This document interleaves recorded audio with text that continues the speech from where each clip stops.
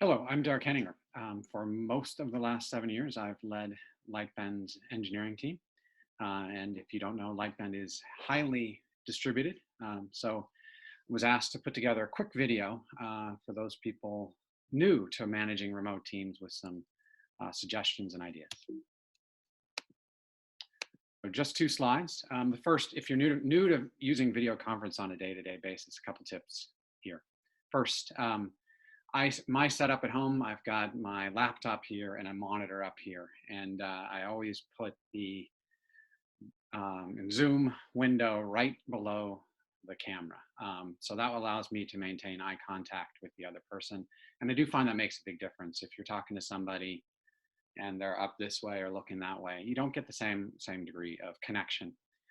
Other thing, if you're in a group meeting, turn on your video. Sometimes you don't want to, maybe, especially nowadays, we're all wearing pajamas all the time, or, soon enough, we won't be able to go to our barbers or hairdressers and we'll be a big mess. But, I think being able to see a smile and those kind of things is really helpful. So turn on video and don't be ashamed. Next, use a headset. And especially for people like me who like to take notes. So I intentionally did not use a headset in this so I could give that little example of aggressive typing. It's a little bit annoying, especially if you have a loud keyboard. Use a headset so there's that distraction isn't there when you're taking notes in the midst of a meeting. You need to adjust how you talk a little bit with video conferencing, in that duplexing is poor. So in a group setting, you might talk over somebody and it's kind of okay. It's never polite, but it's kind of okay. And people can hear multiple things at the same time. It doesn't work nearly as well with video conferencing. And also recognize sometimes there's a lag, there's latency there. So you want to kind of wait for the other person to stop a little bit more than you normally do when you're in the room together. And as to avoid talking over someone whenever you can. Lastly, engage. So, it's okay to use your hands a little bit more, be a little bit more animated than you might normally be, because in part, we're only seeing a limited view of you. And it's pretty easy to kind of get this sense that the person is bored. So, go out of your way to be a little bit more animated than normal. And then lastly, the last kind of tip here is I think the informal topics can sometimes feel a little bit forced when you're remote. Like you kind of feel like, I've done this video call, we're having a conversation, we need to get straight to work.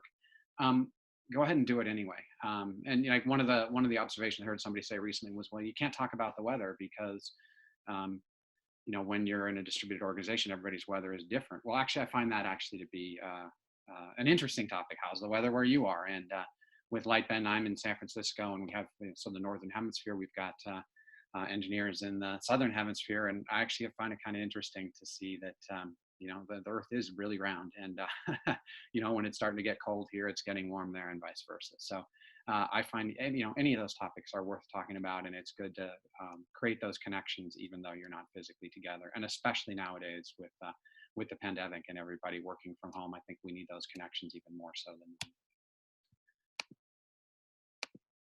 And if you are new to remote management, first off, I would say that things that are important in in-person management remain important, but even more so. So, from my perspective, one-on-ones are really important because people can more easily sort of drift once they're always at home. You don't have the benefit of the coffee or water cooler conversation.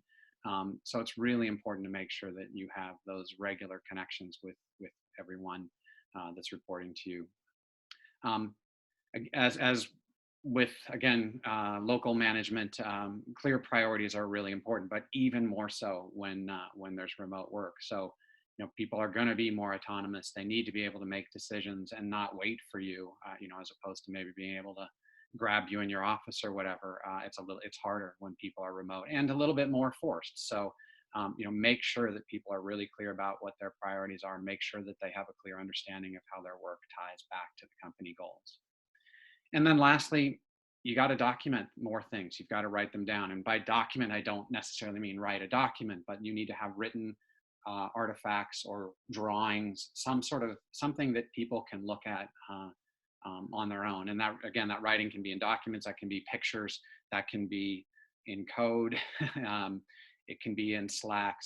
But you need to have a place where someone can go look at something when you're not available, or when other people on their team are not available. So there's lots of tools available for that, but you've got to use them more than you would in a face-to-face world. You don't have the benefit of having those quick conversations quite as easily. You don't have the benefit of a whiteboard. Obviously, there are whiteboard tools, and those are great too. But make sure that there are records of those that people can track on their own schedules. And then I've got a couple other things that don't directly apply necessarily in the current COVID-19 pandemic, where if you were previously a local in-person team and you're now remote, you don't necessarily have highly distributed where people are in different time zones and different countries and geographies. But I have some things that I wanted to note around that. So the first off is, as a team culture, don't mix local and remote.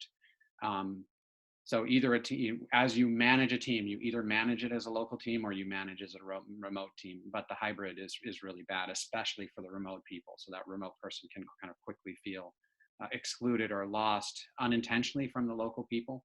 But it's a lonely world if you're one or a few of a remote people and most of the team is being managed as a local one. If you're highly distributed, define team hours that overlap so that there's times when everybody in the team is available, times for meetings, times for discussions, or even just, expectations that within Slack, people in the team are going to be there and interacting that way. So it's not necessarily always in a video conference, but that there's tight feedback loops at specific times that the team has agreed on. And then the last point I have here is really think about kind of synchronous versus asynchronous communication and choose which one you're going to use at the appropriate time. My personal best example of that, I think, is Slack. I see Slack as really good for nearly synchronous communications, and I think we have a number of channels in Lightbend, and there's a number that are quite effective because the members of the team are in there, again, at sort of specific times, and they're communicating regularly, and there's this really consistent flow. For other people who aren't necessarily as tightly involved in that team, I've heard Slack described as this conveyor belt of information that's moving away from you. So if you're actively there and following every piece, it's great. But if you're not, then that becomes, for others, that synchronous communication or near synchronous communication, Slack, isn't nearly as effective for someone who's not like actively in that channel. So at least I personally, I look and use Slack when I'm ready to be kind of synchronous in my communication and have that quick exchange with somebody. Personally, I switch to email when I have a lesser expectation for when I'm going to get a response. So, for me, I think of email as more a sort of 24 hours or less response, whereas Slack, you're talking about a response time closer to minutes.